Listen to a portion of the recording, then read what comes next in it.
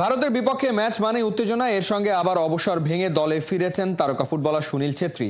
দুয়ে মিলে উত্তেজনার পারদ হয়েছে দ্বিগুণ। তবে তাতে ভয় পাওয়ার কিছু নেই, ম্যাচটা আরো রোমাঞ্চিত ও উপভোগ্য হবে বলে মনে করছেন হাভিয়ার কাবরেরার শিষ্যরা। মাহমুদুল হাসান সজীবের রিপোর্ট।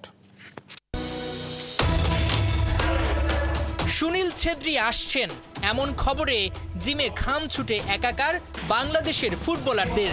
এই দৃশ্য দিয়ে অনায়াসে এমন সংবাদ করতেই পারে ভারতীয় গণমাধ্যম, কিন্তু বাস্তবতা হলো হামজা চৌধুরী, ফাহমিদুল ইসলামের আসার খবর শুনেই 40 বছর বয়সী ফুটবলারকে স্কোয়াডে যুক্ত করেছে ভারত।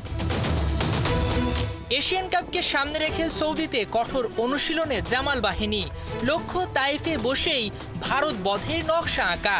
ওদিকে লাল সবুজদের ডেরায় ইউরোপের দুই ফুটবলার যুক্ত হওয়ায় দিশেহারা টিম ইন্ডিয়া।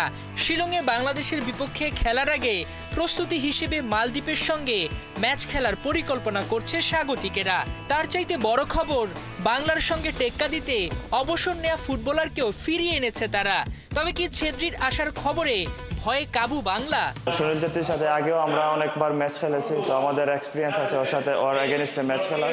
তো আমাদের জন্য এটা not big problem, it's normal for us. আর অফকোর্স সুনীল ছেত্রী অনেক ভালো প্লেয়ার, ওর সাথে ম্যাচ খেলতে পারলে আমাদেরও অনেক ভালো হবে। সাদের মতো একই মানসিকতা কোচ হাভিয়ার কাবরেরার। দলের দায়িত্ব নেয়ার পর এখনো ভারতের মুখোমুখি হননি এই স্প্যানিশ। অন্যদিকে ছেত্রীও আসছেন, তাতে অবশ্য পরিকল্পনার পরিবর্তন হচ্ছে না বলে জানিয়েছেন Cabrera. Nothing changes for us.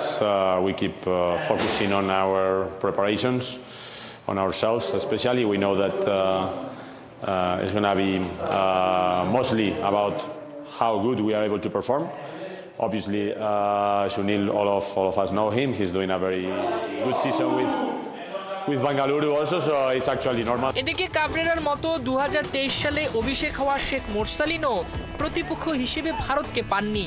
তিনিও মুখিয়ে আছেন ম্যাচটা খেলার জন্য। এভাবেই আমাদের ম্যাচটা জিততে হবে, কারণ ওদের আগে আমরা ট্রেনিং স্টার্ট করছি, সবকিছু আমাদের অ্যাডভান্টেজে আছে। আর সে আসছে অবশ্যই ভালো হয়েছে, আমাদের হয়তো না থাকলে আমাদের অসম্পূর্ণ থেকে যেত। তো আশা করতেছি ভালো ম্যাচ হবে।